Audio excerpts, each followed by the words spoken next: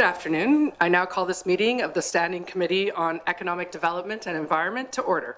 My name is Katrina Knockleby. I am the MLA for Great Slave and the acting chair of the Standing Committee on Economic Development and Environment for today's meeting.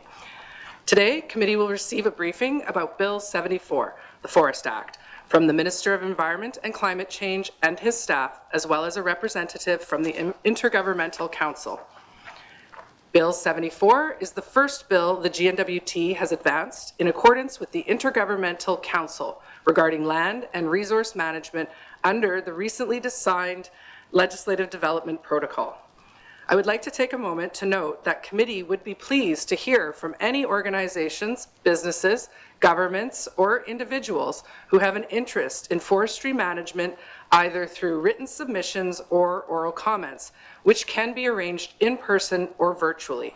Committee will also be traveling to communities from May 15th to 19th to talk to members of the public about the Forest Act. Contact any MLA on this committee or committees@ntassembly.ca for more information. I will now ask members to introduce themselves for the record, starting on my left. Good afternoon, everyone. Rylan Johnson, MLA for Yellowknife North. Thank you, and we'll move online.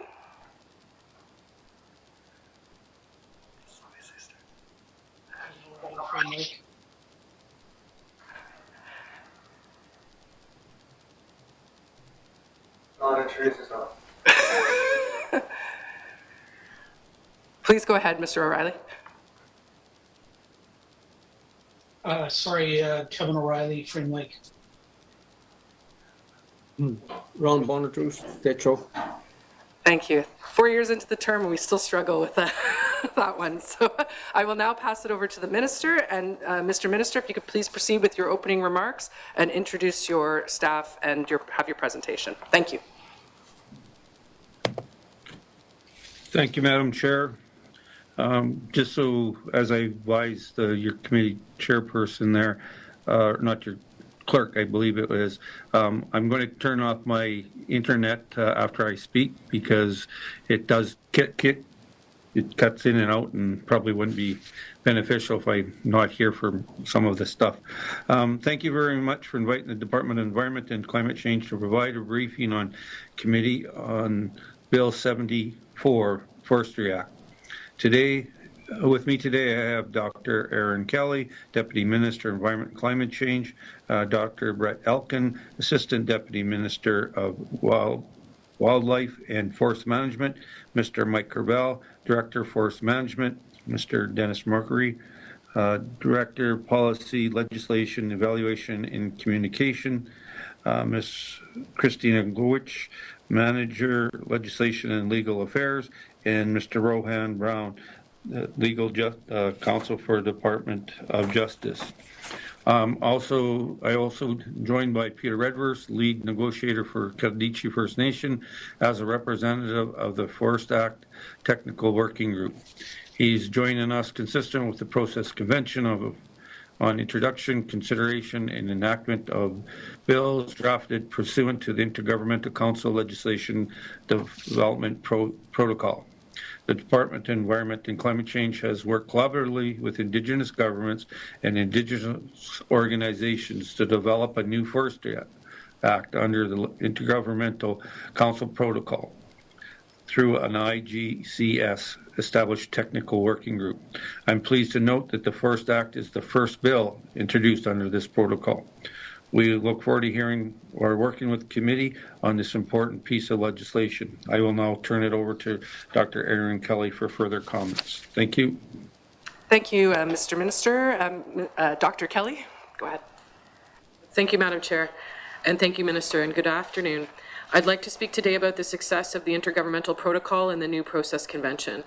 The Department of Environment and Climate Change is proud to be the first department to collaboratively develop a bill introduced through the IGC Legislative Development Protocol and utilizing the new Process Convention. Significant time and effort has gone into this bill from the GNWT, Indigenous governments, Indigenous organizations, and Renewable Resource Boards. The Forest Act bill presented to the Legislative Assembly reflects the hard work of many people and organizations and the consensus of all parties under the protocol. All technical working group members have been invited to the meeting. And I'm very pleased to have Peter Redvers join us today to help with any questions from the committee. I'll now turn it over to Peter to provide opening remarks. Thank you.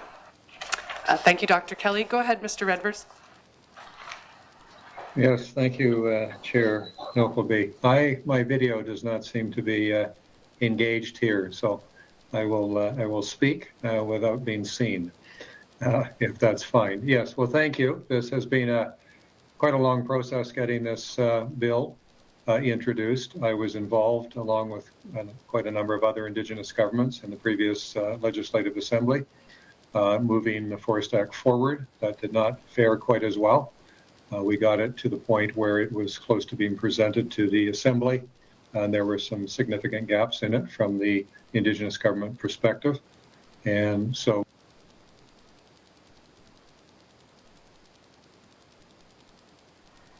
It appears that we have lost the connection to Mr. Redvers.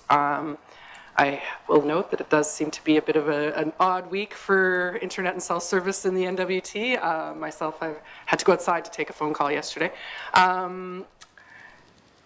Do we have the possibility for someone else to read his part, or Dr. Kelly? Madam Chair, if I could make a suggestion, perhaps we could do the presentation and then by the time we're done, Mr. Redvers will be back on and could complete his comments. Yeah, I think that would be great. Go ahead, Dr. Kelly. Thank you, Madam Chair. I would like to turn it over to Mike Ravel to give the presentation, if you please. Please go ahead, Mr. Ravel. Thank you, Madam Chair. We're very pleased to be here today and provide a briefing on Bill 74, the Forest Act. And I'll move to slide 2, please. So, as mentioned, a lot of time and effort and energy by all involved has gone into the collaborative drafting of Bill 74. Today, we'd like to provide an overview of the hard work that has been done on the draft bill over the past 2 years. Today's presentation will cover background on the reasons for development of a new Forest Act, the collaborative process used to develop Bill 74, the main differences between what is in the current bill compared to what was in the Bill 44, which was introduced in the 18th Legislative Assembly, and then finally the next steps. So slide 3.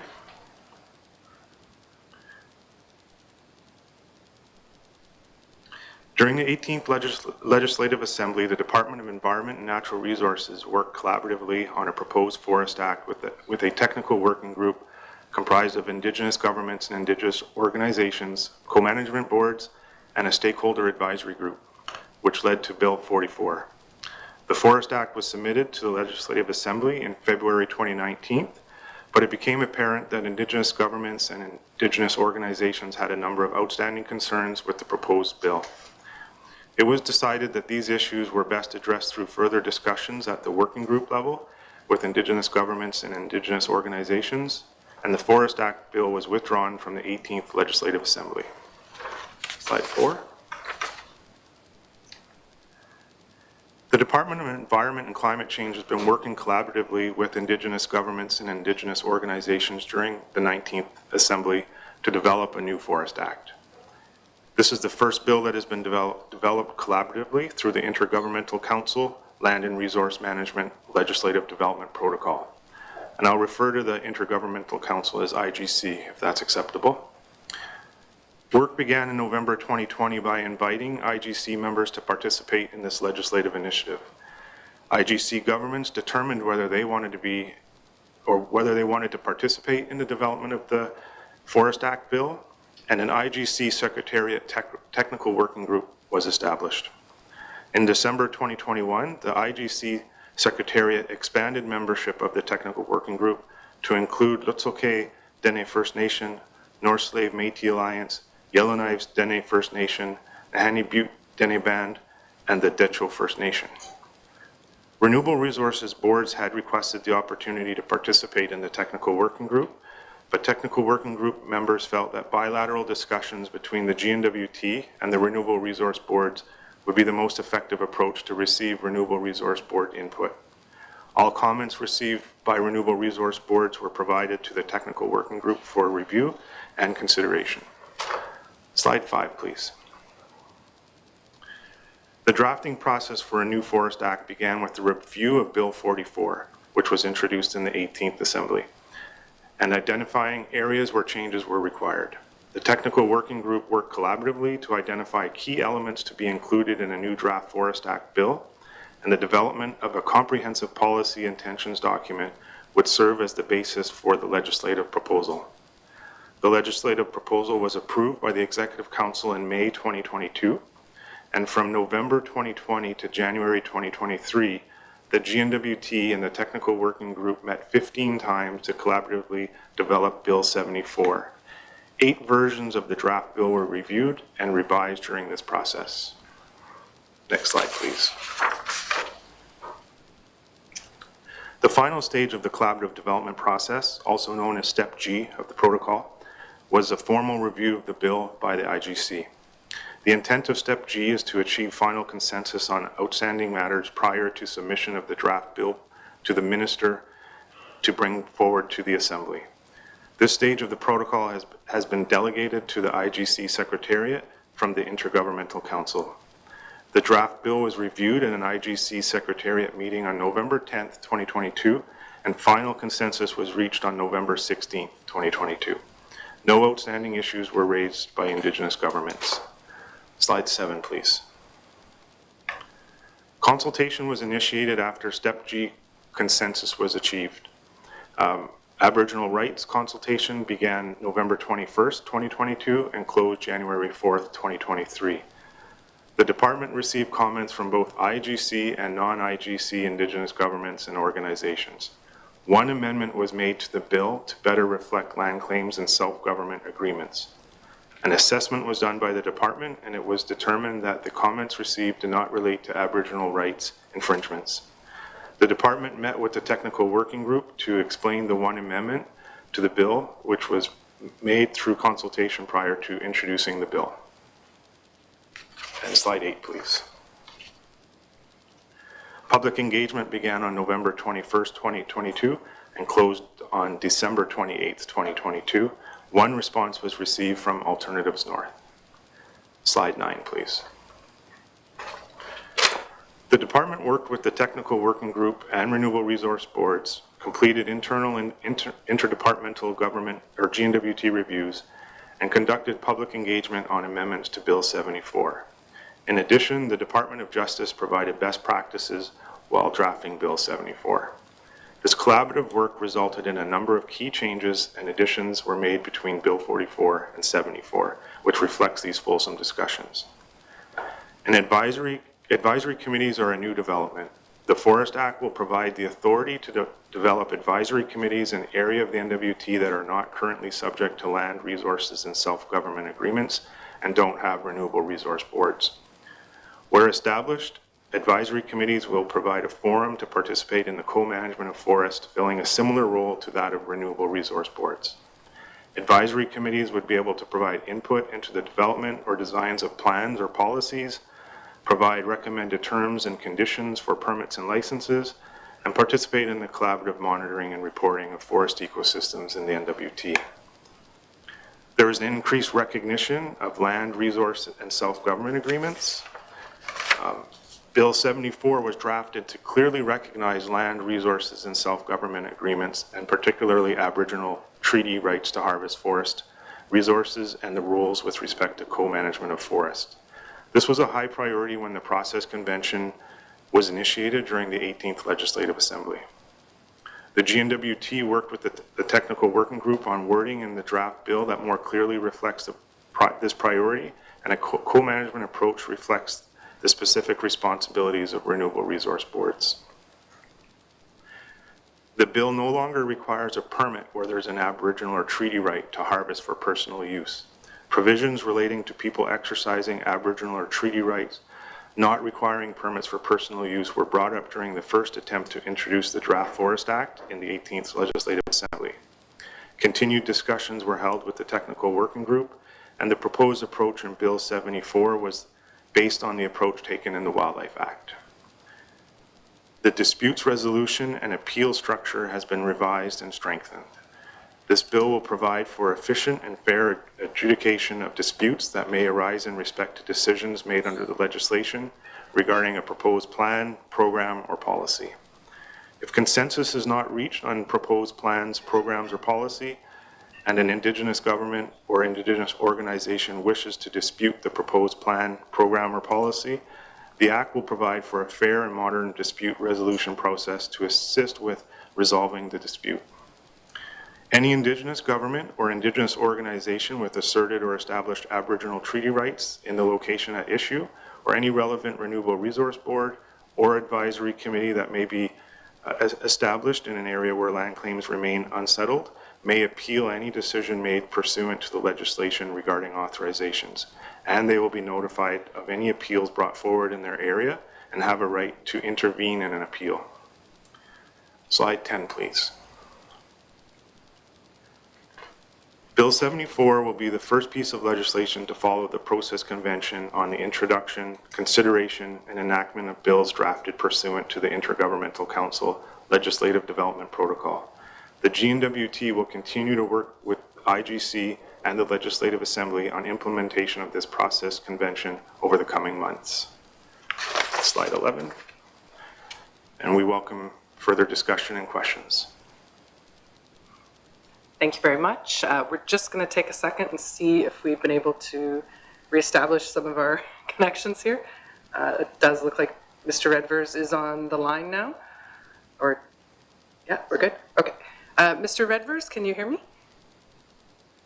Yes, I can. I finally managed to read. Excellent. Well, why don't you go ahead now, and if you want to start over, that's fine. Thank you. Yes, thank you. Yeah, I just wanted to, first of all, note that I'm here on behalf of the Intergovernmental Council Secretariat, which is the officials level, and that I was a participant in the technical working group as well, both for during the 19th Legislative Assembly, but also the 18th when we initially tried to get a Forest Act amended.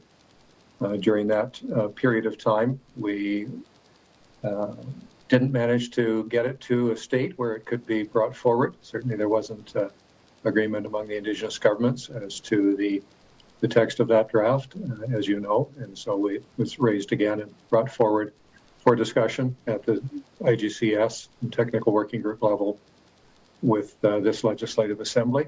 There was a lot of work put into it. The slide presentations certainly indicate that. I didn't realize we'd have that many meetings. There was a lot of work put into this by a lot of officials. And I must note, not all of the Indigenous governments that are funded to do this kind of work. So there is a pretty strong commitment on the part of those Indigenous governments that are involved to do this work, regardless of the cost, because of the implications are so important in terms of lands and resources management within their respective territories. Certainly after all the work that was put in, and there was a lot of back and forth between the Indigenous governments, including having Indigenous Governments caucuses and what was then the Department of Environment and Natural Resources, now ECC. And there were compromises made in many ways on different sides, a lot of deep discussion about interests and et cetera. And it was a very, very good working process. And certainly coming out of the November meeting that was referred to in the slide presentation and in subsequent discussions since then, the Indigenous Government Council Secretariat, on the recommendation of the working group, does continue to support this act moving forward. That's all the initial comments I have for the moment. Great. Thank you so much. I will, at this point, if it's amenable to the Minister and staff, we'll open this up for committee questions. Is there anyone that would like to get us started? MLA Johnson, please go ahead. Thank you, Madam Chair, and I guess I'd just like to start by thanking all of the technical working group members and all of the staff on what has been many years of work to get us here. I do think, hopefully it becomes easier going forward, and yeah, I've already seen a lot of the wording in this legislation pop up in other places. We have an UNDRIP bill in front of us right now as well, and I think we're on a very good step. I actually don't have a lot of or any substantive questions about the Forest Act content. Mr. Redvers, we will be in Hay River in 2 weeks traveling, so hopefully we will coordinate and be able to speak with you wearing your KFN hat then. My question is, would we be able to get, I'm kind of most interested in the process of this entire IGC process. And I know before we will leave, we will meet with the IGCS and kind of, there'll be some discussion with both with the Assembly and with Cabinet about what bills are next and, you know, the capacity to get this work done and the pace of, you know, kind of what happens next. But for committee's purpose in kind of delving into that, I'm wondering if we could get some sort of costing of what it costs to do this. You know, I do believe there was contribution agreements for the Forest Act on some, and then I also know that some of the Indigenous governments have been funding this themselves, but do we have any of those kind of high-level numbers? Thank you, Madam Chair. Thank you, Mr. Johnson. Dr. Kelly, would you like to take this, or Mr. Minister? Hey, Dr. Kelly, go ahead. Thank you, Madam Chair. To be honest with you, I'm not sure how we would go about doing that. We were just trying to chat that out because these processes have become part of the work we do, and there's multiple processes that are occurring at the same time. Initially there was a facilitator that was working with us, but we've kind of shifted from that process since that person found other work. We could probably put together some of the costs, but I don't know that it would be exhaustive. If that's helpful. Thank you. Thank you, Dr. Kelly. Yeah, I think, you know, a high-level one would be good. Mr. Johnson, did you want to follow up? Yeah, and I guess the costing I would be most interested in is kind of what level of funding Indigenous governments are getting to do this work and what level they're kind of finding internally. You know, obviously we're not going to track public servants' hours and try to cost that, but I do believe that that's kind of going to definitely make input into what we could actually do, you know, and what is the capacity for how many bills we can put through this process at a time. And certainly there's a lot of conversation about doing the Education Act and moving way out of the IGCS process. And yeah, so any of the contribution agreement information. And I guess I'll also just put it out to Mr. Redvers if he has any comments of, you know, whether the IGCS is adequately funded and whether we can keep this pace up. Thank you, Madam Chair. Thank you, Mr. Johnson. Mr. Minister, yourself or Dr. Kelly? So I think first of all, we'll get you the information we can get you. I'm not going to be reaching out to the like Litsa and them to give us their information. We've already had, some of them are doing it with their own cost, but we will provide you what information we can. And I'll ask Mrs. Kelly if there's anything else to say, and then maybe Mr. Redvers can also comment on it as well. Thank you. Thank you. Dr. Kelly? Thank you, Madam Chair. There are ongoing discussions about IGCS capacity, and at this point in time, my understanding is there's 4 days a month that legislation is worked on, and there's multiple legislative initiatives that are being worked on, regulations and the Forest Act from multiple departments. And there are discussions about priorities for next government that are underway and are continuing with the IGCS at this time. With that context, I would suggest that Peter might have some things he'd like to add. Thank you, Madam Chair. Go ahead, Mr. Redvers.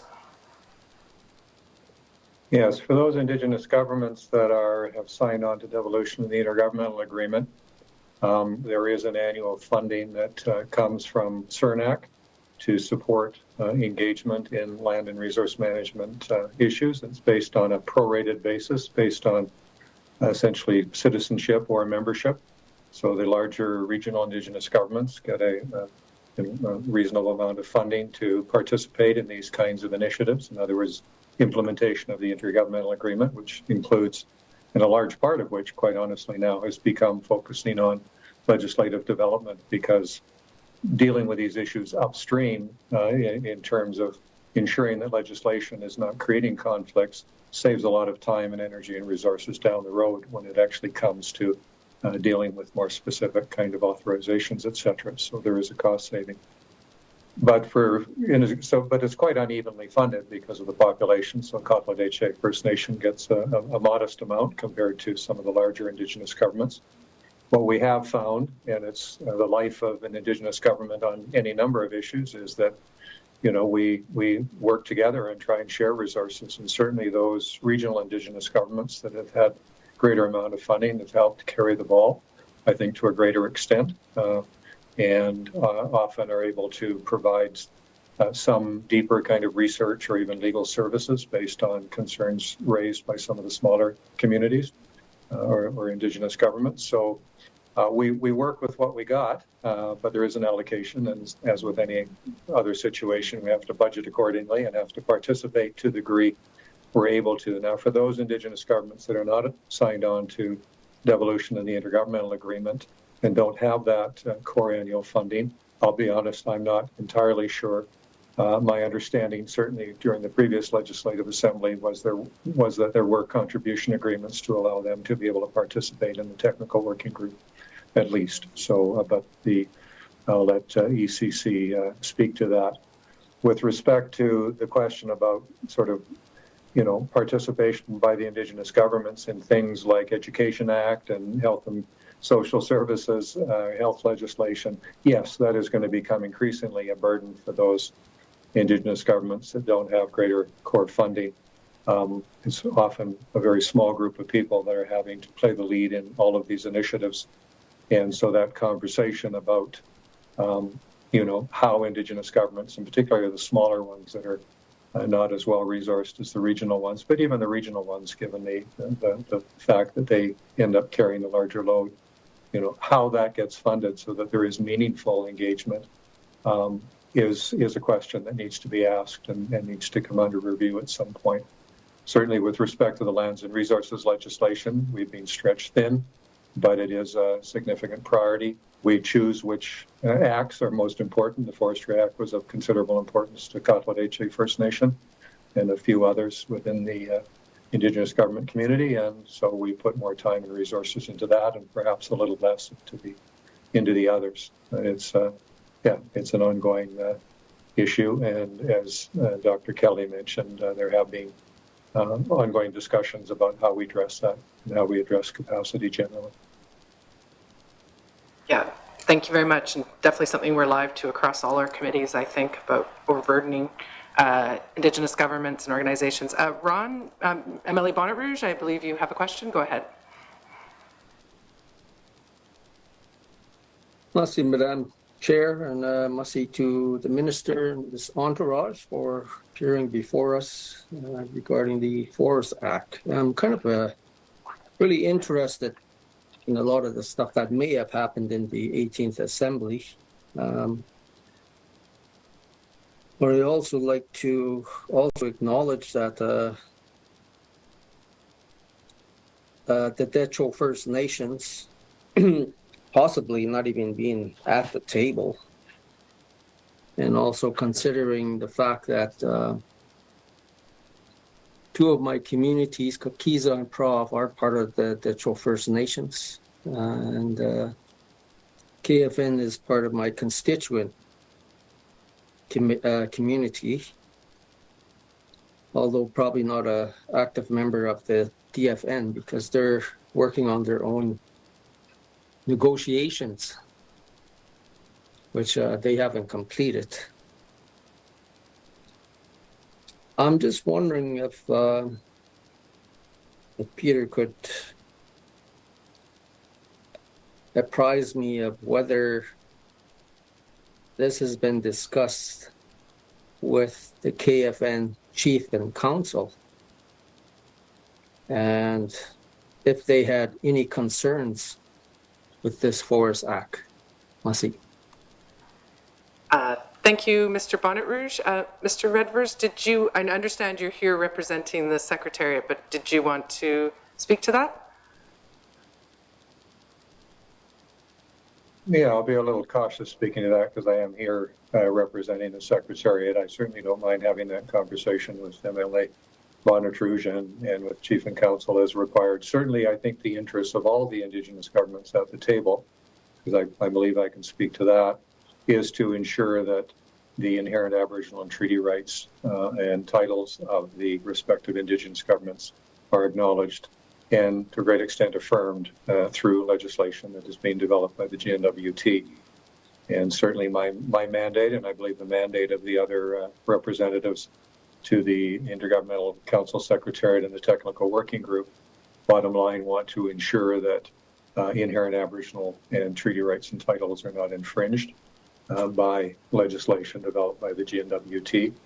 And we feel to the extent that it's possible under, public government legislation, we believe that that has been accomplished. We understand that the Forest Act, among other acts, may be subject to review once the United Nations Declaration on the Rights of Indigenous People has been put into place, because it does call for a review process by a committee set up. And at that point, there can be another review of that, all legislation, including the Forest Act and regulations, to ensure that compliance, that those acts are in compliance with the UNDRIP legislation. So at this point in time, and maybe add one thing, certainly there are Indigenous governments who are wanting to participate more fully in the development of forest resources, and the new Act provides for some new mechanisms and measures to be able to do that. So that's a step forward overall. I will note, just again, quick offhand, KFN still remains a party to all of the DHO agreements, including the intermeasures agreement, the DHO land use planning process, although we're having some internal conversations about that. So it's just simply not at the DHO process table. Thank you, Mr. Redvers. Mr. Bonnet Rouge, do you have a follow-up? Yeah, must see for that. Yeah, so I guess it hasn't been discussed intensively with KFN Chief and Council yet. I may bring to the attention of the chief there. It's interesting you're mentioning that this act was to recognize the inherent Aboriginal Indigenous treaty rights, or rights in general, I guess. And I note that there was a question of, what was it here? There was a question about requiring a permit for harvesting. Because there could be different harvesting here. There's commercial harvesting, or else there's just personal harvesting for, to go out and get logs to build a gazebo or a cabin, or else firewood. And we note that many of our members have been charged in the past by the department. I'm wondering if that is being looked at with a fine-tooth comb, and that, because I myself do go get permits, but I'm just saying, well, why should I get permit when not a whole lot of other people are going to harvest wood or firewood? Just wondering if there's anyone can comment on that, Mussy. Thank you, Mr. Bonnet Rouge. I will send that over to Dr. Kelly, if that's okay. Go ahead, Dr. Kelly. Thank you, Madam Chair. As mentioned in the presentation, in the new Act, there is no permit required for personal use for Indigenous people. Thank you. Thank you very much. If you need to go back on the list, Mr. Bonnet Rouge, let me know. Next up, I have Member O'Reilly, please. Thanks, Madam Chair. I guess I too want to talk a little bit about money, but I want to go back to the original forestry transfer that took place in 1987 to GNWT, and there was an increase to GNWT's funding through a mechanism to increase, I guess, the amount of money through the territorial formula funding arrangement of $24 million back in 1987. And what I'm getting at is I'm just trying to understand the capacity, the funding that GNWT is going to use to administer and manage forest resources under this new piece of legislation. So and the minister well knows that I asked about this a while ago. So can someone tell me what the current value of that $24 million in 1987 dollars is now to GNWT? And then I'm going to have a couple more if I can squeeze them in. Thanks, Madam Chair. Thank you. Mr. Minister, do you want to take that, or would you like to send that to someone else? I was going to say, I was texting to send it to Dr. Kelly, please. Dr. Kelly, go ahead. Thank you, Madam Chair. So there have been many ins and outs for funding related to forest management since 1987, but there is more in the budget than there was at that time. I think that there's also different approaches to how forests are managed and fire is managed on the landscape. So at that time, there were a lot more fires that were being fought than now because of the scientific understanding related to forest regeneration, et cetera. I would definitely say that we have the funding in the forest management division to implement what's in the Act and make sure that that work is completed. And I think it's important to note too that of any of the divisions that we have in our department, the funding that you do see in main estimates, for example, is based on an average, a 10-year average for fire, for example, and that there are often, as you are aware, if it's a bad fire year, there's supplemental funding that is required and requested to cover the costs of forest firefighting. So this budget is different than a lot of the other budgets that we have, where it's dependent on the fire season itself, ultimately, how much money is spent on forest management per year. Thank you. Thank you, Dr. Kelly. Mr. O'Reilly, a follow-up? Yes, thanks. I don't think I got an answer. We got $24 million in room in the territorial formula funding in 1987 to manage forestry resources. What is the value of that $24 million today? Thank you. Thank you. Dr. Kelly? Thank you, Madam Chair. I thought I answered the question. We're over that now. We think it's around 33 million, but we don't have the main estimates in front of us. And as I mentioned, it depends on the fire season. So we've had fire seasons where we have supplemental funding of over $50 million, depending in 2014, as many of you are aware. It depends on the fire season, and there's supplemental funding that is required. And I'm sorry, I don't have the main estimates right in front of me to give an exact amount. Thank you, Madam Chair. Thank you. If we can't find that easily, we'll come back to you to get it from you. Next on my list, I have Member Johnson. Thank you, Madam Chair. So we all know that it takes us a long time to get an act, and then sometimes it takes us even longer to get regulations. We're hopefully going to have our Mineral Resources Act regulations sometime, but can I just get an update of where we're at in regards to regs on the Forest Act, and whether we have a kind of an idea of when this will be brought into force, and whether regs are going through a full IGC kind of process as well. Thank you. Thank you. Mr. Minister? Dr. Kelly. Thank you. Dr. Kelly? Thank you, Madam Chair.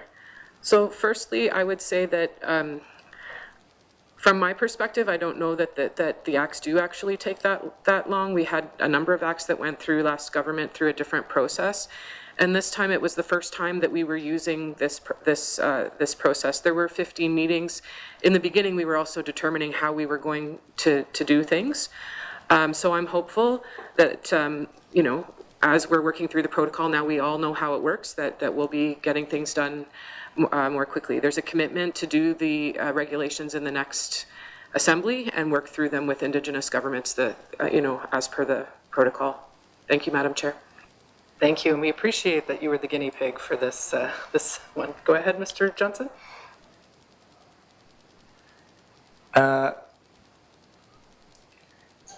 Yeah, no, I think that's just an issue for the next assembly to flag the reg process. Thank you. That's good. Is this why you've decided not to come back? Moving on next, I have Mr. O'Reilly back on the list. Go ahead.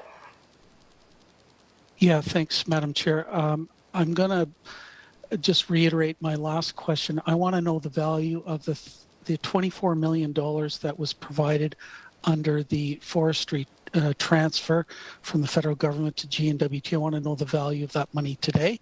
But you know what? I don't think I'm going to get an answer. So I want that information, and I want a commitment from the minister that that will be provided publicly.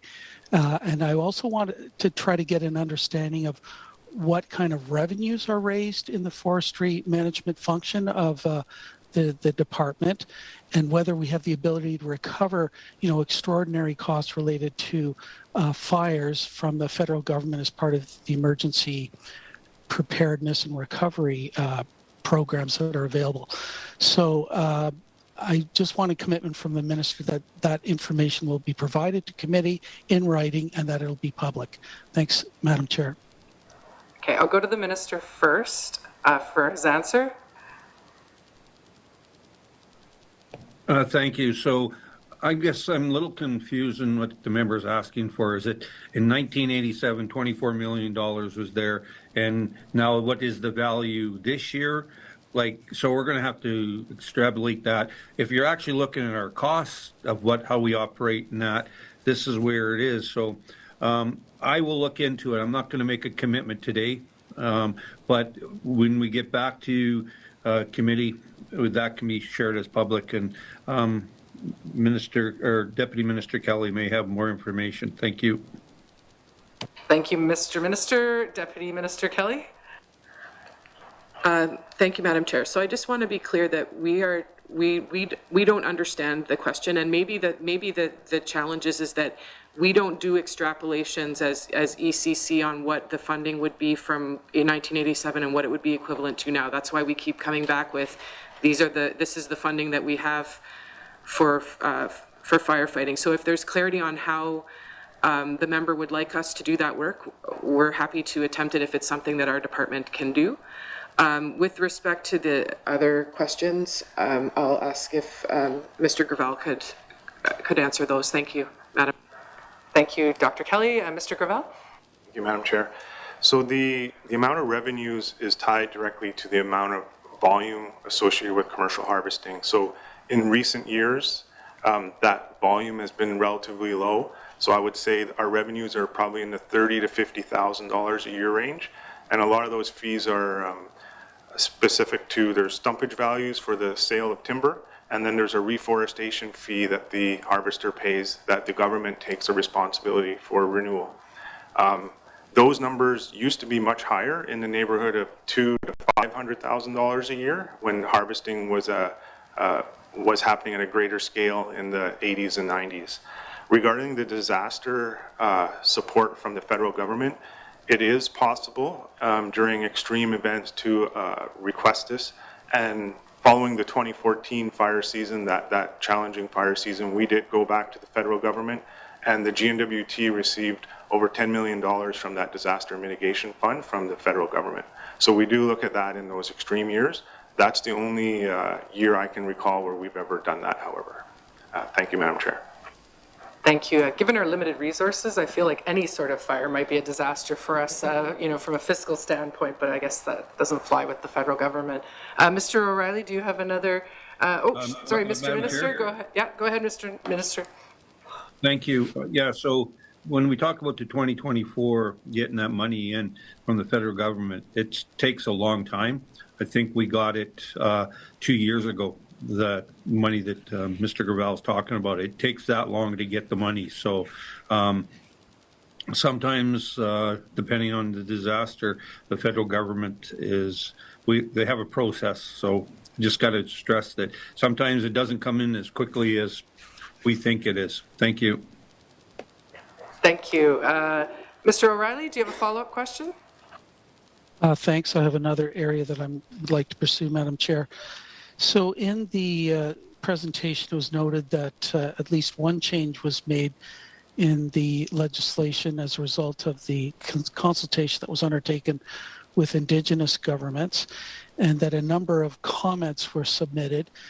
Is it possible for the minister to provide us with those comments, or at the minimum, a summary of those comments that were provided by Indigenous governments. And I understand if it needs to be provided in confidence.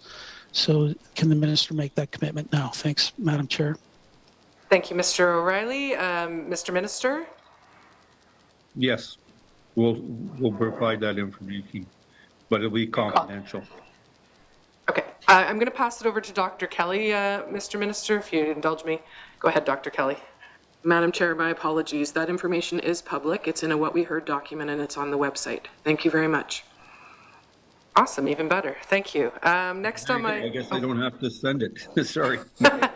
And if we don't have it, I'm sure we'll let you know. Next on my list, I have MLA Whale and Armstrong.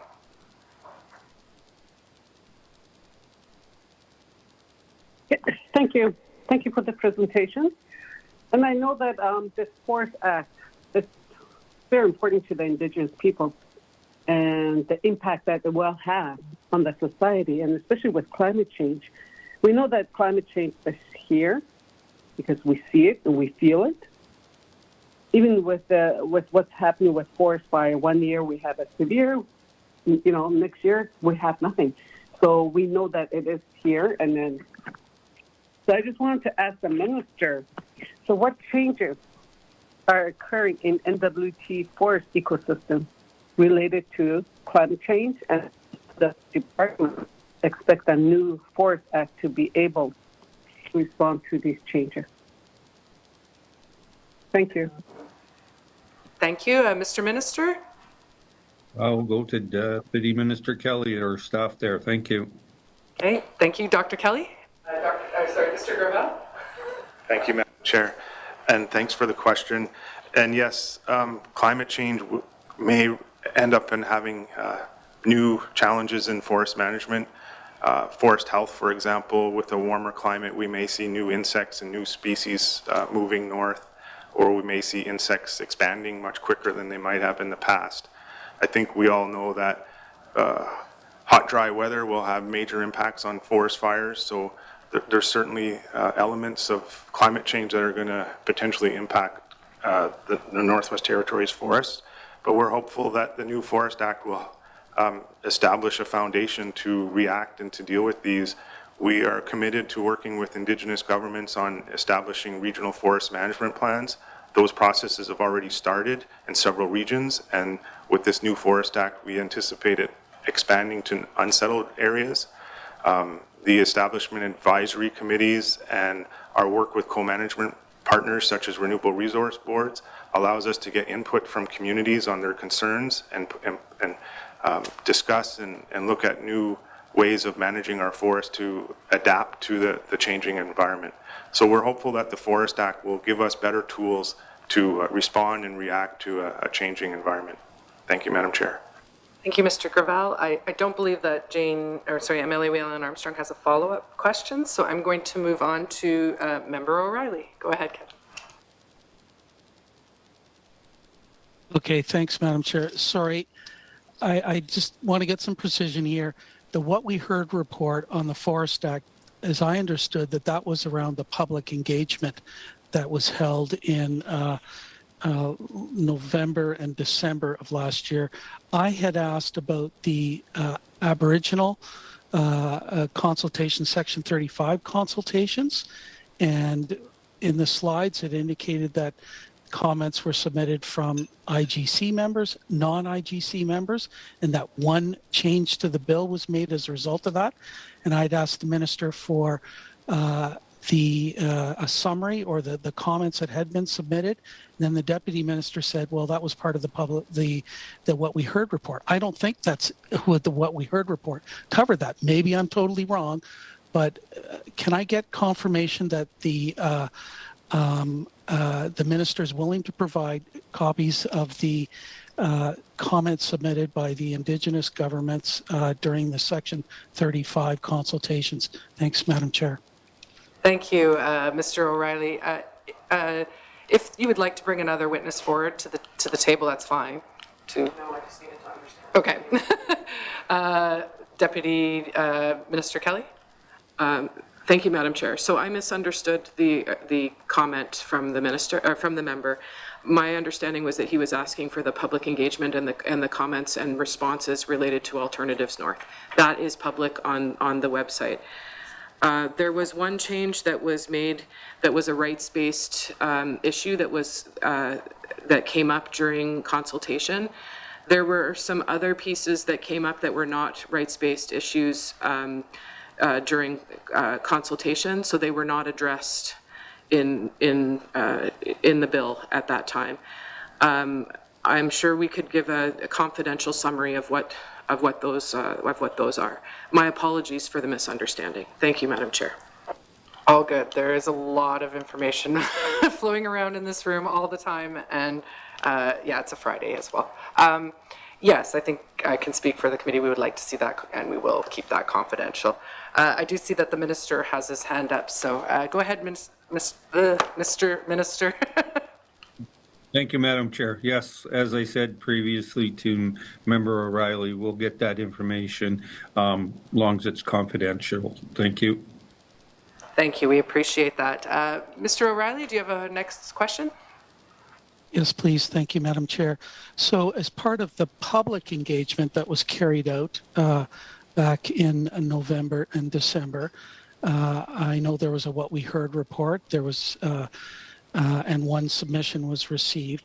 I guess I would like to ask Mr. Redvers if the public engagement results or the submission that was received, was that actually discussed by the technical working group? And if so, what was the conclusion? Thanks, Madam Chair. Thanks, Thank you, Mr. Redvers. Thank you, Mr. O'Reilly. Go ahead, Mr. Redvers. Yeah, thank you, Madam Chair. Yeah, I'm not in a position to really discuss from an IGCS perspective what their overall response was to the public consultation. The documents were shared with us. We were provided with an opportunity to review them and raise any matters that we thought might affect or influence the Indigenous government engagement with the GNWT on the legislative development, but I don't remember anything standing out during that discussion that needed to be addressed by the IGCS or the technical working group at that time. Thank you. And we do appreciate that, yeah, everyone's trying to figure out the different ways that this works and that there's certain things that can be spoken to and not. Do I see anybody else with their hands up? I'm noting that Mr. O'Reilly, yep, go ahead, Mr. O'Reilly. Thanks, Madam Chair. And I do have several more questions. Then can I get some kind of indication from the department as to whether any changes were made to the bill as a result of the public engagement that took place? Thanks, Madam Chair, because it's not covered in the slides. Thank you. Okay, thank you. Mr. Minister? That would be Dr. Kelly or members there. Thank you. Thank you. Dr. Kelly? Madam Chair, there were no changes to the bill made based on the input from public engagement. And as you would see in that What We Heard document, much of the input that was received would be related to reg development or implementation, and those things are in the package for us to consider when regulations are developed and implementation is contemplated. Pardon me. Thank you, Madam Chair. Thank you. Mr. O'Reilly? Thanks, Madam Chair. So, yeah, okay, let's talk about public engagement then that could take place with regard to the regulations. I don't actually have a lot of confidence that the department is, how can I say this? A lot of the concerns that were raised in the 18th Assembly by NGOs were not reflected in the Bill 74 when it came forward. And the time allowed for comments on the policy intentions sort of discussion paper that was put out in November was originally going to be 3 weeks. Then I think it was extended to about 4 weeks, and it happened over the Christmas holidays. The comments that were submitted were basically rejected. So what kind of confidence can I or the public have that there's going to be any serious public engagement with regard to the Forest Act regulations themselves. That'll, I guess, is going to happen in the future in the next assembly, because comments were made, they weren't listened to not once but twice. So how can the minister convince me that there's going to be some kind of meaningful consultation around the development of regulations for the public? Thanks, Madam Chair. Thank you, Mr. O'Reilly. Mr. Minister? Thank you. Wish I had the crystal ball that the members were asking me to look into. I can't make any commitments. All I can say is that when we do our transition binder, this will be one of those items that we bring forth and explain that we need to make sure that the consultation process and engagement needs to be longer than the 4 weeks. With the regulations, the department is aware of this from hearing what you said here. So this has not gone unnoticed, and we will make sure that it is part of our transition binder moving forward. Thank you. Thank you. I'm going to jump in here, Mr. O'Reilly, before I give you another shot and ask a question for myself. I'm just curious, we've been here, we're about to go into our own community engagement portion for this bill, and there appears already to be some concern around the fire prevention responsibilities, and I'm just wondering if either the minister or staff can speak to what expectations there are for communities with respect to any changes around fire prevention or fighting, and like will communities be expected to do more, and if they are, is there money and such coming along? There's often that sort of balance between who's responsible for a disaster, the GNWT or communities, and I just want to get a feel if any of that has kind of changed with the changes to the Act. Thank you. Mr. Minister? I would turn to Deputy Minister Kelly. Thank you. Go ahead, Dr. Kelly. I think I just want to start because your comment that was about your hearing, I think, and it also relates to the last question. When people provide input on an act itself, they're also thinking forward to its implementation and regulations, and very, very often, not only from public engagement, but also from consultation and Indigenous engagement, we get a lot of input on how things should be done under the Act, not specific to the Act itself. I want to be clear that the department does not ignore information that is provided through any of those processes. They're all put together in packages to be addressed when we get to that stage. And there was extensive public engagement on this in the last assembly and continued engagement. The timing that was mentioned, it was unfortunate, but if we hadn't got the bill put in, we wouldn't have been able to make it this government. So there's always these balances and checks that need to be looked at. We are all committed to public engagement, and I'll just, for the specifics about the firefighting piece, I'll ask if Mr. Gravel could answer that question. Thank you. Go ahead, Mr. Gravel. Thank you, Madam Chair.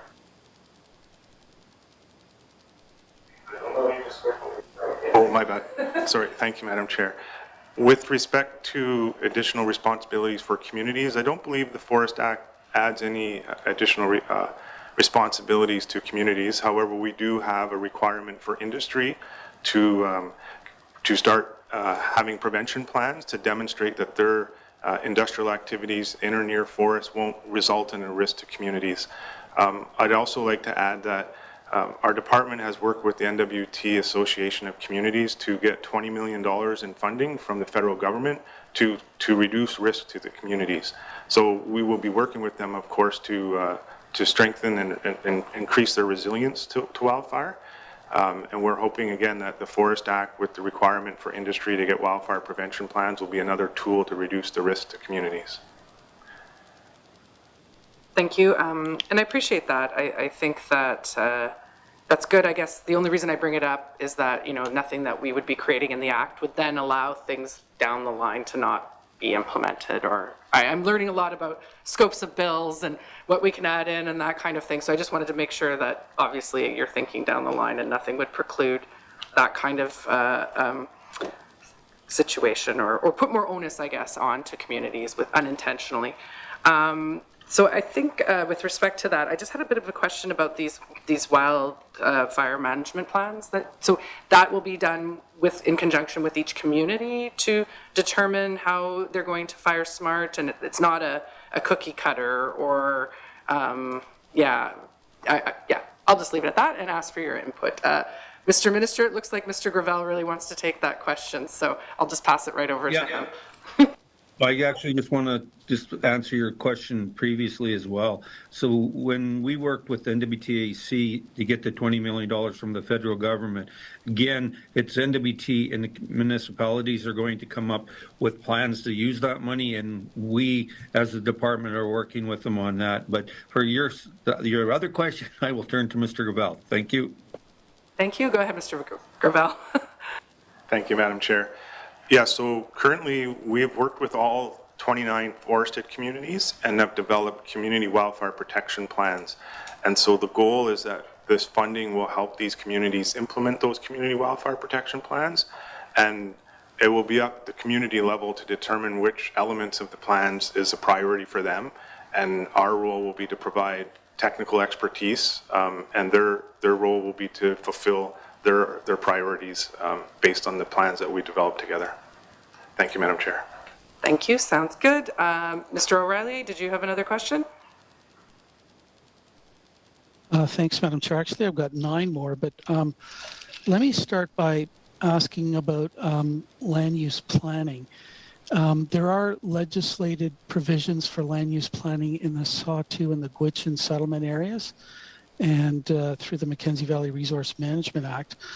But there's absolutely no mention of land use planning in the Forest Act, although it does incorporate the Renewable Resources Boards pretty well, and I want to compliment the technical working group and the Indigenous governments for their work on that. But there's nothing about land use planning in here. So, is it the, dare I say, expectation or will forestry ecosystem management plans, are they required to be consistent with the land use, say the Gwich'in or the Sawtooth land use plan? Will forestry agreements, will they be required to be consistent with the land use plans that are approved? And I'm trying to crystal ball and think ahead to say like the Decho land use plan as well. When that's finally approved, will forestry agreements have to be consistent with that? Can the department issue timber permit cutting licenses or permits that are inconsistent with approved land use plans?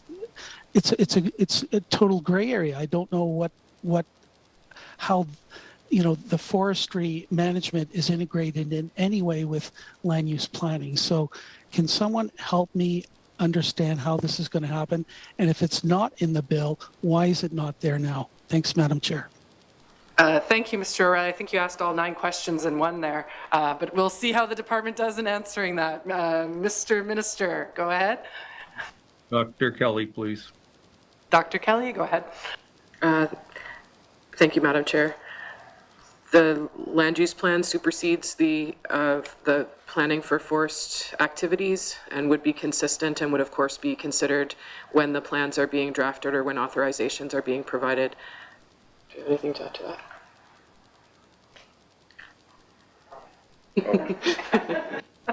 Okay. Mr. Gravel, go ahead. Thanks you, Madam Chair. Yeah, so as Minister Kelly, or Deputy Minister Kelly said, we do follow the land use plan. For example, the Gwich'in and Sawtooth have their plans in place, and so before any authorizations are issued, we need to make sure they're compliant to those land use plans.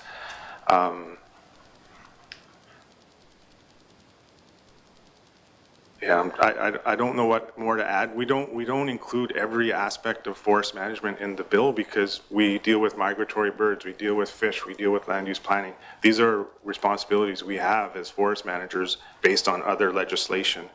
So we are not ignorant to the land use planning process, and commercial operators need to get a land use permit before they undertake their activities. That in itself is following the land use process. So we do follow the land use process. We respect interim measures agreements that are in place.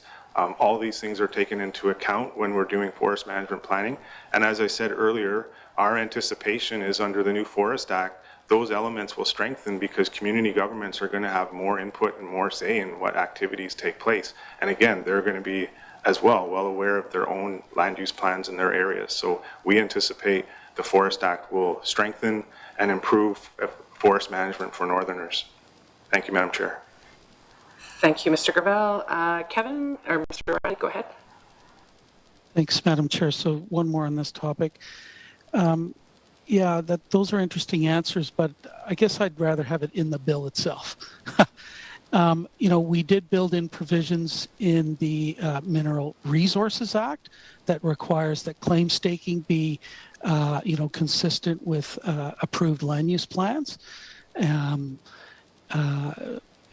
other, mining activities, I guess, or at least mineral tenure stuff. And some of this is, land use permits, water license. That actually authorizes the activity itself. But you guys can issue forestry or assigned forestry agreements, forest management plans that may actually be inconsistent with a land use plan in some way. So I'd prefer to see it in the Act, as is the case for the Mineral Resources Act. And we even put that into the Protected Areas Act as well, that, protected areas are supposed to be consistent with land use plans. So is there any objection on the part of the department then to include that kind of language in the bill itself if it was to be amended? And of course, you'd have to ask for or work with Indigenous governments on this as well. But I just think that leaving it up to, anyways, is there any objection on the part of the department to including language that might clarify land use planning's relationship to this forestry stuff? Thanks, Madam Chair. Thank you, Mr. Riley. I am going to go to Mr. Redvers. He had his hand up there, and then we will deal with this one. Go ahead, Mr. Redvers. Yeah, if I can just add, certainly within the technical working group and Indigenous Intergovernmental Council Secretariat, there's quite a lot of discussion about the MVRMA, the land claims and land use plans particularly.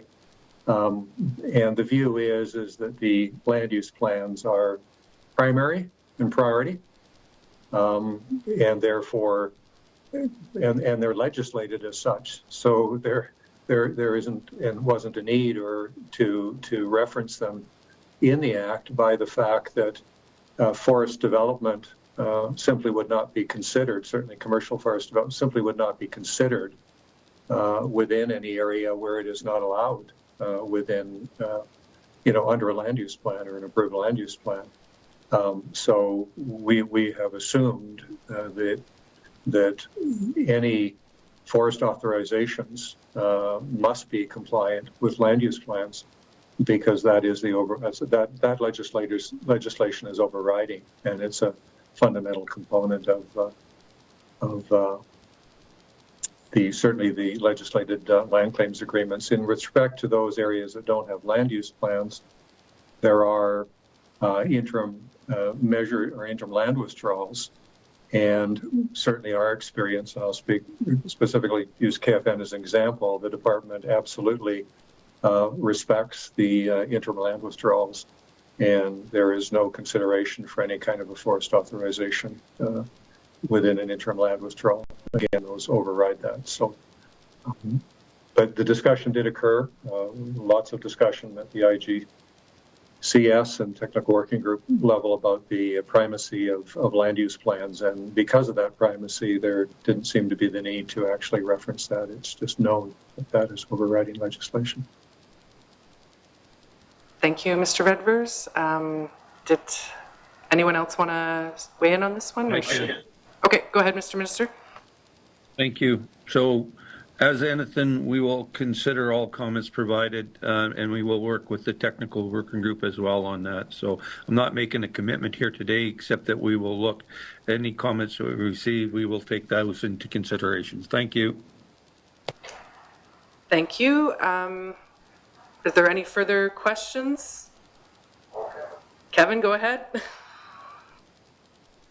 Thanks. Probably about 8 now, more, Madam Chair. So in the bill, the forest supervisor is quite an important position, and I think everybody will agree with that. But there's not really many duties or obligations placed on that individual. And I guess where I'm going with this is that the bill reads that the forest supervisor may develop forest ecosystem management plans. The forest supervisor may monitor the state of the forest ecosystem.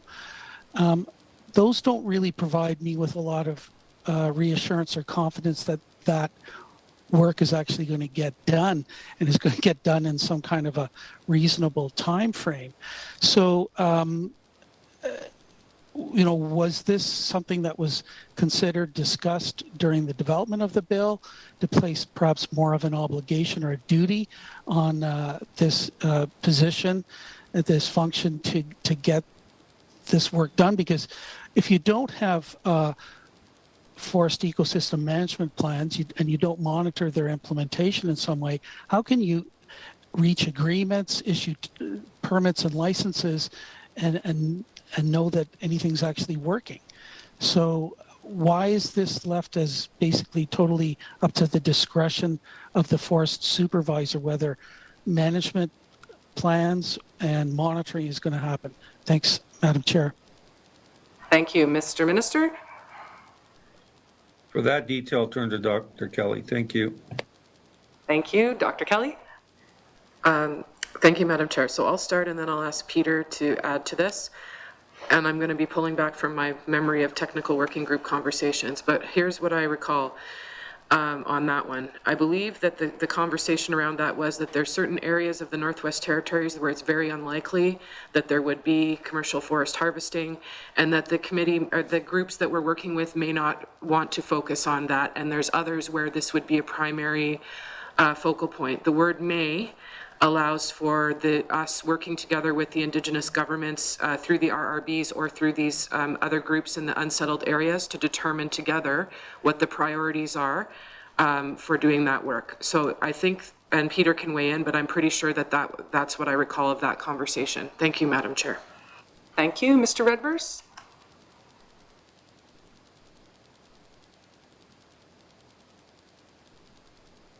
Yes, I believe Dr. Kelly was correct in her answer to that, which is that there are limited number of areas where there is forest resources that would be subject to commercial consideration. And so to put my understanding, to put shall into the act would indicate that it needed to be done in all areas, regardless of whether or not there was the possibility of commercial activity. The may allows for some discretion in terms of where that research is done, where those plans are done.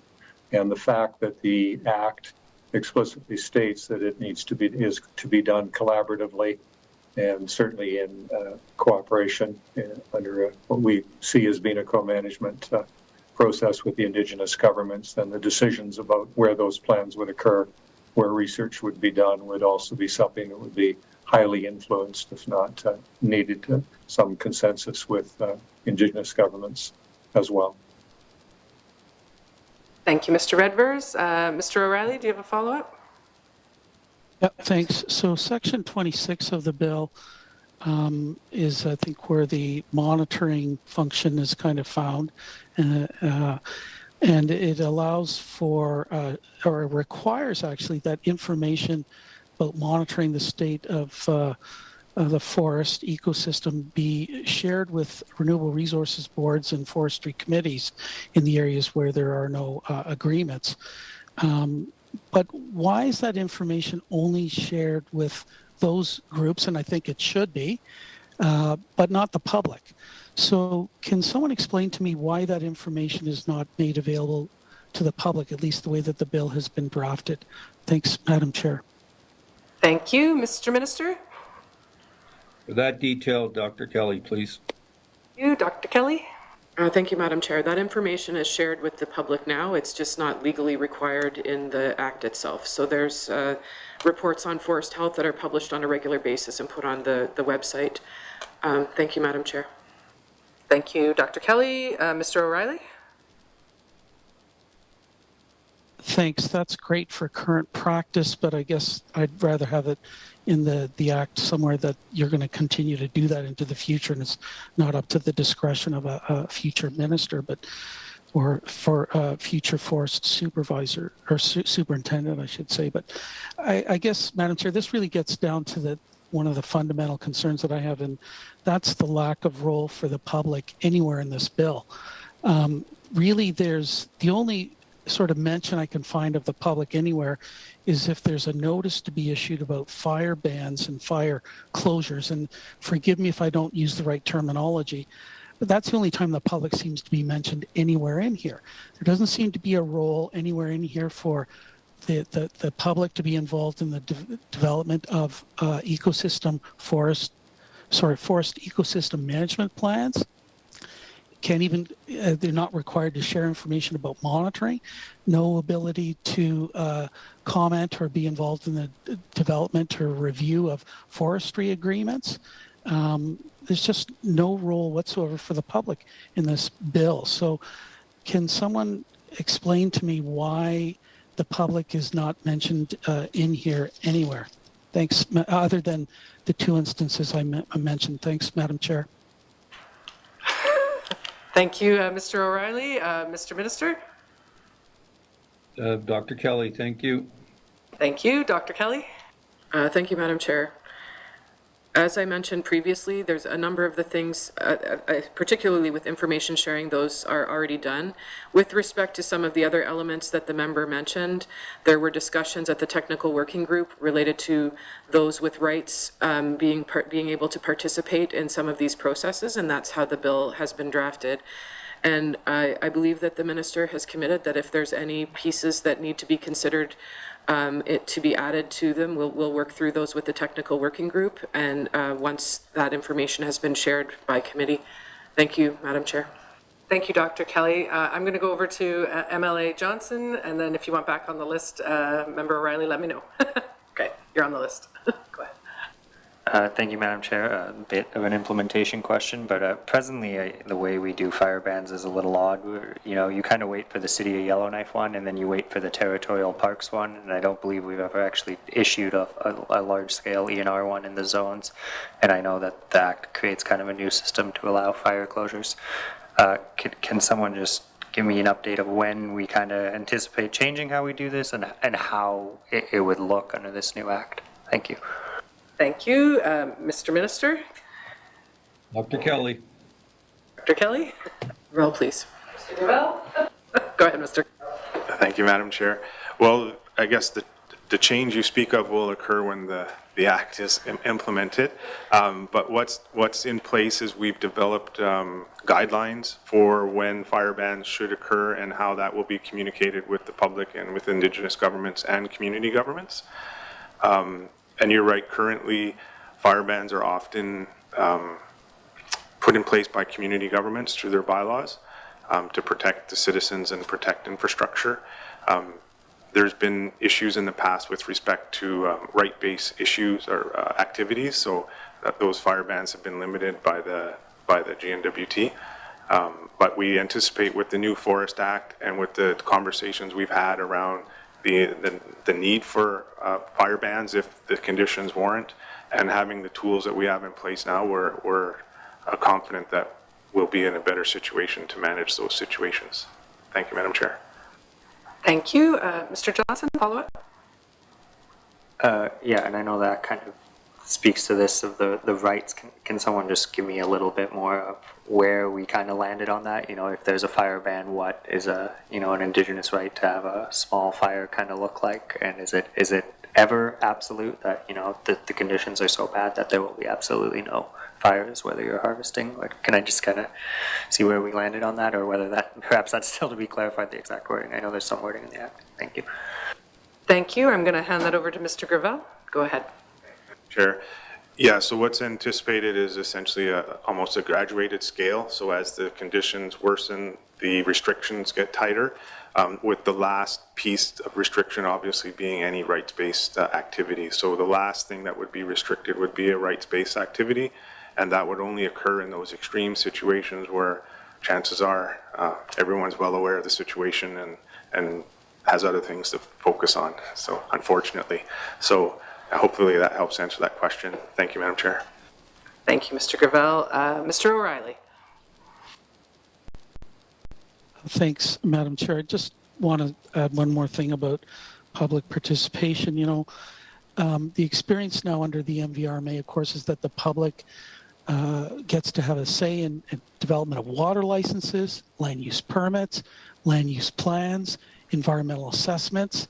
These are all resource management functions. And I see with the Forest Act, though, that there isn't any provisions for public participation and involvement in any of this.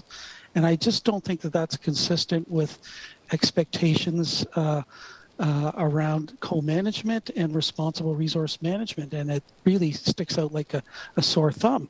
So in any event, I trust that the minister and the staff are going to be open to hearing some suggestions to improve that. But this really goes, I guess perhaps one of the most fundamental things is access to information. There's nothing in the bill that requires a public registry. So there's nothing in the bill that says forestry agreements, forest ecosystem management plans are public. There's no place where those are to be found. I asked in the House a series of written questions about whether some of the current decisions and instruments are public, and I really didn't get a very clear answer. So, we built a public registry into the Public Land Act. The minister was, on our side in the last assembly when we did that, in the Mineral Resources Act, in the Protected Areas Act. Why is there no public registry in this bill? And where would people go to find out about decisions and orders that are made under this legislation that might pertain to their leased lands or even their private property? Where would you go to find this information? Thanks. If there's no requirement for a public registry. Thanks, Madam Chair. Thank you, Mr. O'Reilly. Mr. Minister? For those three questions, I'll turn to Deputy Minister Kelly. Thank you. Thank you. Dr. Kelly? Thank you, Madam Chair. So large-scale forestry activities would be reflected in the Land and Water Board registries. And with respect, there was the thinking that we didn't want to create confusion with multiple registries because there's many of them at this point. I think that this would be another one where, should the member wish to provide input, this would be considered by the technical working group as well. Thank you, Madam. Thank you. Perhaps Mr. O'Reilly will end up on your technical working group again someday. Go ahead, Kevin. Do you have another question? No, thanks, Madam Chair. Yeah, but I guess I hear what the Deputy Minister says. This question and issue came up in the 18th Assembly with Bill 44. It was raised again in the context of this bill, 74, and the department ignored it. So I don't know what else we can do to try to encourage some more openness, transparency, and this is just consistent with co-management, that you have some access to information and that forestry agreements, plans, permits, licenses are found somewhere so that people can actually look at and understand them and find them. So there's probably going to be something heading your way. I want to turn, though, Madam Chair, to the appeal process. And just so that I understand this a little bit better, I would like to understand the interpretation or the scope of the bill. So I want to ask the minister, will this bill allow for the issuance of timber? The scope of the bill, does it apply on all GNWT lands? Does it apply on all private lands? Does it apply within municipal boundaries? Thanks, Madam Chair. Thank you, Mr. O'Reilly. Mr. Minister? For that detail, Deputy Kelly, thank you. Thank you. And Dr. Kelly is indicating Mr. Gravel. So go ahead, Mr. Gravel. Thanks you, Madam Chair. The Act applies to the entire Northwest Territories for certain things such as wildfire management. However, other activities such as the issuance of authorizations for use would only be restricted to Crown lands or GNWT lands, not private lands. So it depends on the activity, but again, wildfire management applies to all lands, so the GNWT holds responsibility for the entire Northwest Territories. And when it comes to, with respect to authorizations and planning, that just is restricted to GNWT lands. Thank you, Madam Chair. Thank you. Mr. O'Reilly?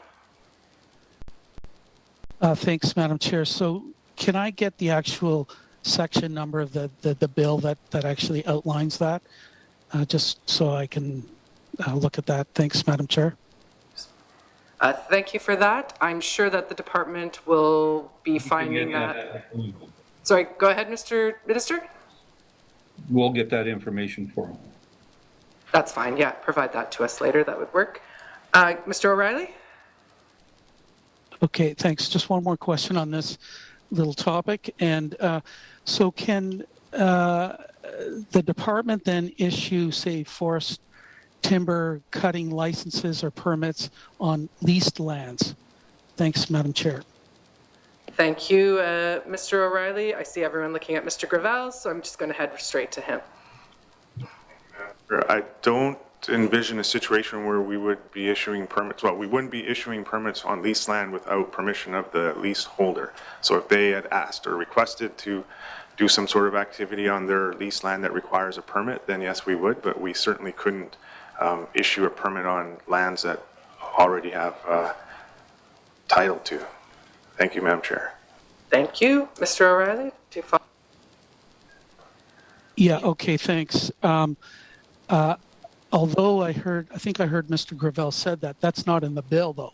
There's nothing in the bill that says any, or if someone can point out in the bill where there is a provision so that GWT cannot issue timber cutting permits or licenses on leased or private lands, can someone show me the section in the Act, please? Thank you.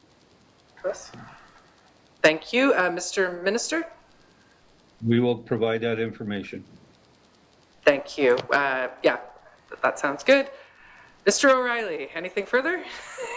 Yes, thank you, Madam Chair. And I apologize, but look, these are important public policy questions and issues, and I think it bears taking a little bit of time to go through this. I think the appeal provisions are found in Section 60 of the bill, if I got that right.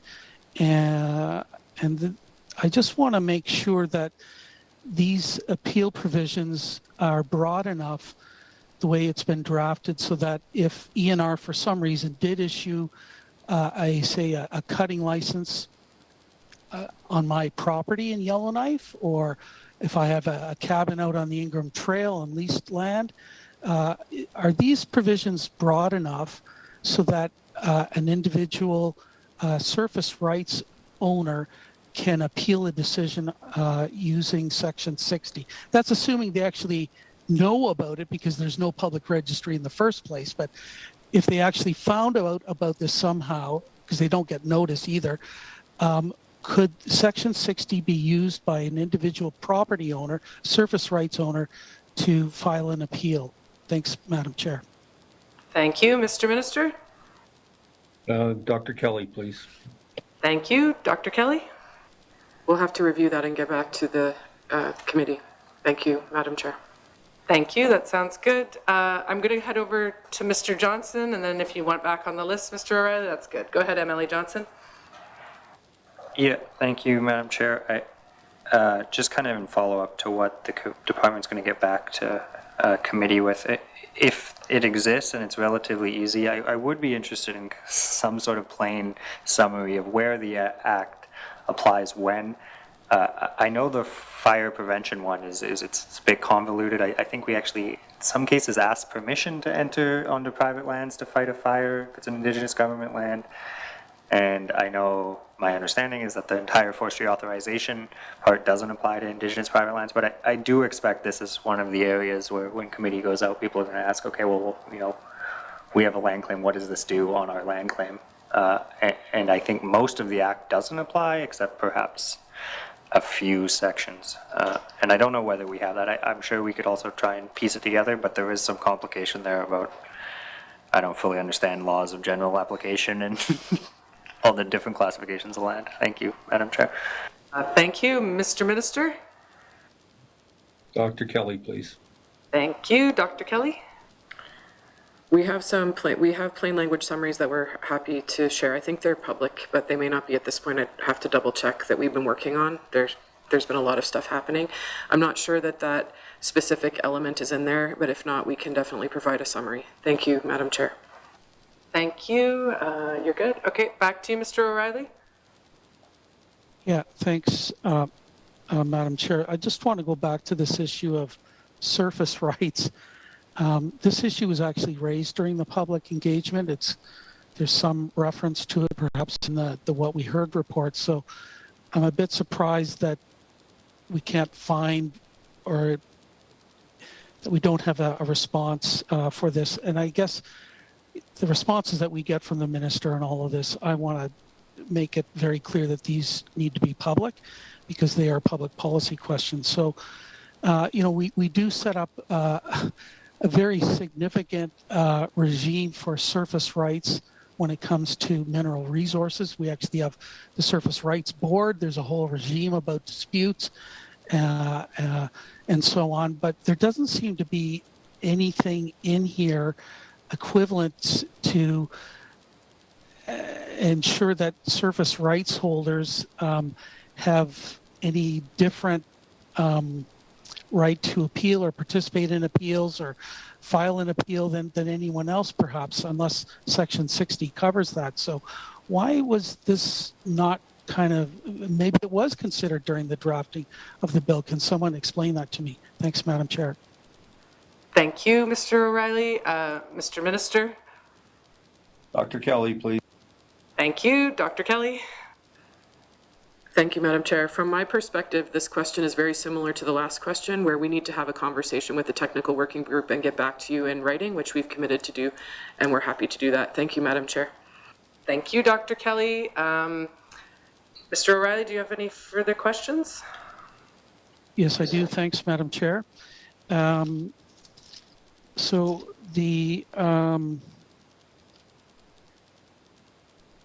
these fire prevention and preparedness plans, I think there's a requirement in the bill, if I remember this correctly, that Indigenous governments are part of the process to review and look at these plans.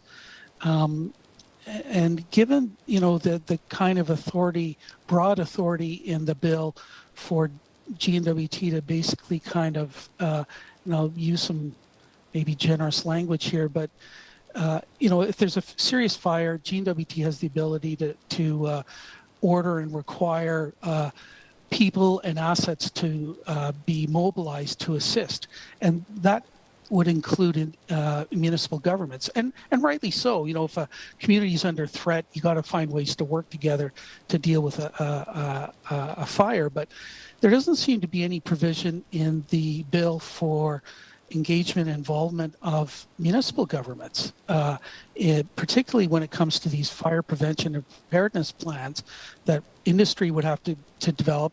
And since a lot of industrial activities tend to be closer to communities, why is there no provision in the bill for community governments to be part of that process? Thanks, Madam Chair. Thank you, Mr. O'Reilly. Mr. Minister. That detail, Dr. Kelly, please.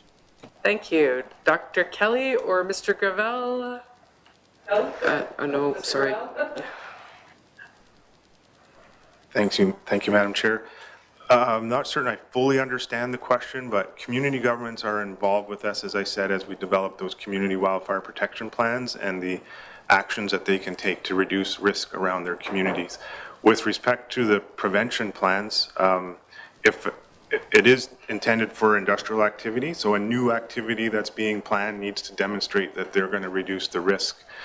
So if a municipality was planning a development, then they too would have to follow that process. But if a municipality is simply doing regular operations, it wouldn't affect them.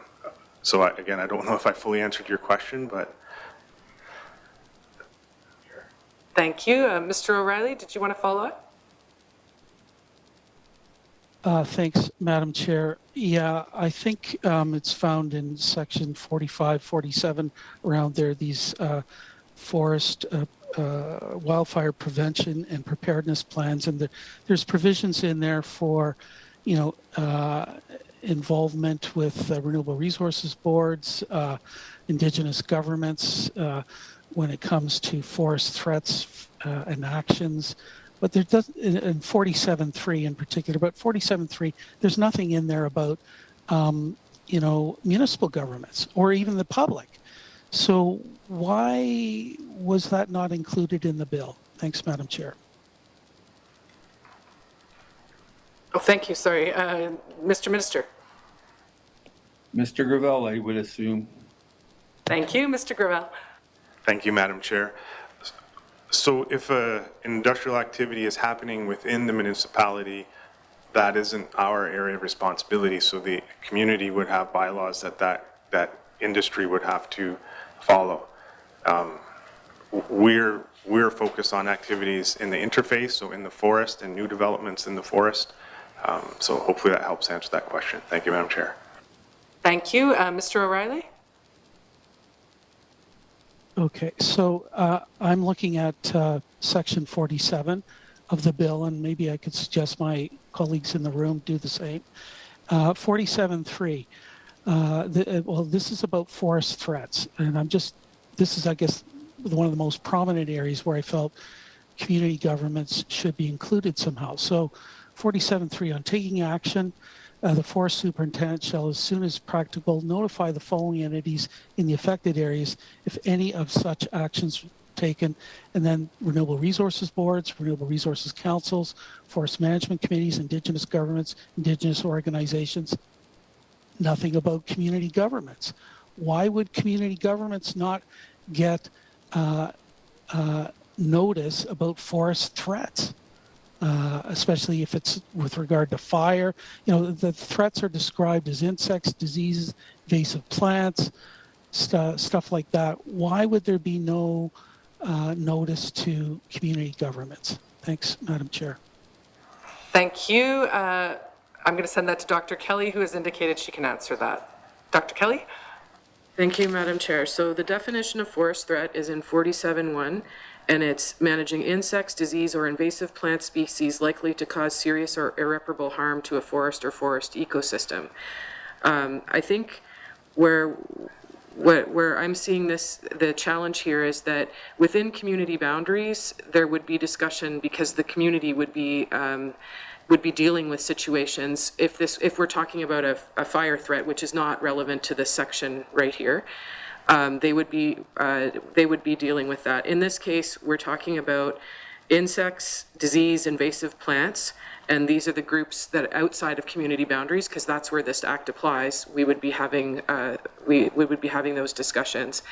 Like we've said throughout this conversation, if there are things that are being brought forward for inclusion, they will most certainly be considered by the technical working group during that process after the committee has done its work.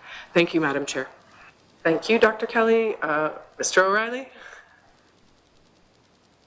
Yeah, thanks, Madam Chair. And I just happened to pick that one because it's, I think, an example where community governments should be getting some kind of notice. There are other examples in here, and I'll be happy to work with my colleagues to try to highlight those for the department. I want to turn to section 57 of the bill, which outlines a reforestation specific or special purpose fund. And I'd like to understand whether there's going to be any public reporting around this fund. And this is for reforestation. So is there going to be like an annual report requirement, saying how much money's in there, what the money was used for, where it was collected, the effectiveness of the use of the money? Is there any kind of public reporting around that fund? Thanks, Madam Chair, because it's not in the bill. Thank you. Thank you. Mr. Minister? Dr. Kelly, thank you. Thank you. Dr. Kelly? We look forward to looking at that when the committee brings that forward as something to look at through your process. Thank you, Madam Chair. Thank you, Dr. Kelly. Mr. O'Reilly? Yeah, thanks. Okay, so I don't think that was an answer. I asked if there's anything in the bill that requires that. Anyways, I will work with my colleagues to raise this again. But I think it's probably my last item for now, Madam Chair. One of the issues here in the last bill and in this one is it's not clear whether permits and licenses that are issued, whether they have to be consistent with or conform to, say, a forest ecosystem management plan and or a forestry agreement, and whether maybe even a forestry agreement has to be consistent with a forestry ecosystem management plan. What is there kind of some kind of hierarchy or pecking order of what should be done first, what should be done second, and what has to be consistent with the other kind of tools and things that are outlined in here? Thanks, Madam Chair. Thank you, Mr. O'Reilly. Mr. Minister? You guessed her, Dr. Kelly. I know, I just want to go straight to her, but there is protocol. So Dr. Kelly, go ahead. Thank you, Madam Chair. We're happy to provide the hierarchy, like a description of the hierarchy to committee. Thank you. Thank you. I think we're a pretty visual committee, so that would probably help us a bit. Did I hear that was your last question, Mr. O'Reilly? Yeah, I just am a bit leery because there's been a lot of commitments made for information, and I guess I'd hope that I would actually get some answers to the questions today without a commitment to respond at some later date without even knowing whether the information is going to be public. So can the Minister commit that as much of this information is going to be transmitted to committee and that we'll have the ability to make it public? Thank you. Thank you. Mr. Minister? Thank you. If the member would have got the questions to us earlier, we probably could have tried to have that information available. I understand what we're going through. If we can make it public, we will make it public. Thank you, Madam Chair. Thank you. I think that Dr. Kelly had something to add. Dr. Kelly? Thank you, Madam Chair. Just because not everyone understands the process, part of the reason that we can't answer some of those questions is that we built this bill with others that are not in the room with us that we're not able to confer with. Also, some of it is very technical information that we need to review, and we're happy to provide these publicly where possible, but we need to confer with the technical working group. And some of the responses about whether we will consider things, I want to be clear, we can't answer those immediately. We will answer them through the process when we get the responses back from committee, and we will engage with committee on those responses. So some of the technical things we can respond in the interim. Some of the requests for changes, that has to be done through the process. So I just wanted to be clear that that we will follow that process. Thank you, Madam Chair. Thank you. And I think we all do appreciate that, A, this is new, how this has gone, and B, that you don't always know what you're going to be asked. I think that I guess for myself, just as further to that, I hope that there is some way then that the process itself, as you work through this, the lessons learned are being captured to be fed back into kind of the process convention. So not just specific to the forest, but that there is an opportunity for you to take some of the lessons learned from this process back to the overarching process. So the fact that, making sure committees are aware, or have it in our forefronts first, that you are here as a representative of a larger group, those kinds of things, I think could all just be, as we work through it, we'll get more familiar with what you are able to commit to us and what does have to be taken back and come back. So we do appreciate that. Peter, please go. Mr. Redveers, please go ahead. Thank you, Madam Chair. Yeah, thank you for raising those points, MLA O'Reilly. Certainly the discussions that we had, and we had considerable discussions at the IGC level in relations to Part 3, Sustainable Forest Management. And our feeling, although certainly this is brought forward by the committee, certainly the technical working group, I'm sure, would be quite willing to review it, is that this sections 23 to 25 do lay out, in essence, a bit of a pecking order as such. We certainly felt in the interests of the Indigenous governments that having the sustainable eco management or ecosystem management plan was really the higher priority, from which a forest management plan could be developed where it was in a land use area that was subject to potential commercial harvest. And then any kind of forest agreements would then have to fit under the plan. And then authorizations would flow from there. So our understanding was that there was certainly that these measures with the ecosystem management plan, the forest management plan, et cetera, that these were new additions to the old act, which was quite outdated, that really provided a fair bit of control and influence over managing the sustainability of forests within the respective areas of the NWT. Thank you, Mr. Redvers. And I just wanted to say, too, as a side note, it's kind of exciting, and we were talking about this before you came in the room, of the idea that we're now going away from forestry being just the trees and the lumber to this idea of an ecosystem, which as a scientific person, I just think is fantastic.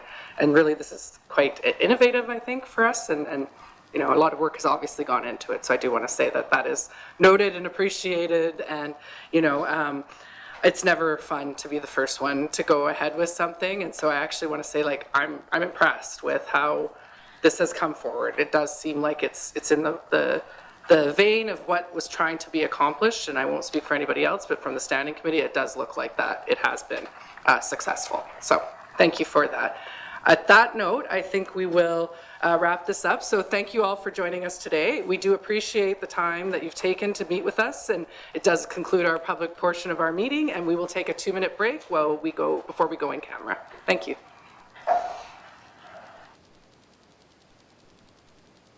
Thank you.